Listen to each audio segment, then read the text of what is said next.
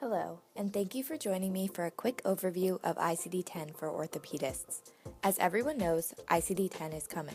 There has been an explosion of codes as the number of possible codes has increased from 14,000 to over 68,000. For physicians, this move means that there are more specific documentation requirements. This expansion of codes makes some feel as if finding the correct code will be like finding a needle in a haystack. SRS is committed to helping you tackle the ICD-10 transition with ease. Finding an ICD-10 code is incredibly easy with SRS and will not disrupt your workflow.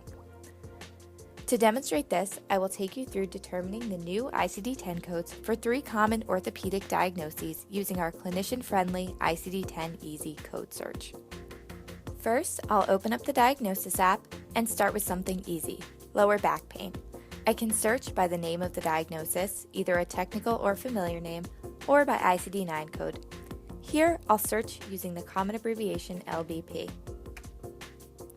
As you can see, there's a one-to-one relationship between the ICD-9 and ICD-10 code for this diagnosis, so I can select the first result here. Now let's move on to something a bit more challenging, carpal tunnel syndrome. When I search for carpal tunnel syndrome, which I can do using the ICD-9 code 354.0, there's now an arrow next to the diagnosis name, which indicates that additional information is needed in order to find the correct ICD-10 code. When I click on the diagnosis name, I can see that there are now 3 ICD-10 codes that correspond to carpal tunnel. When I select laterality, this list is narrowed down to the single code I need. It couldn't be any easier. Let's move on to a problem with some interesting changes in ICD-10, fractures. Coding for fractures in ICD-10 requires much more specificity, and there are many different ICD-10 codes that correspond to the previous ICD-9 code. I'll use distal radius fracture as an example. I can search using the terms wrist fracture, distal radius fracture, or even Barton's fracture depending on what you prefer. I'll type in Barton's FX,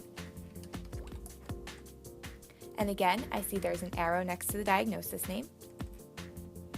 And now in order to determine the correct ICD-10 code, I know I need to select encounter type, fracture healing, fracture type, and laterality.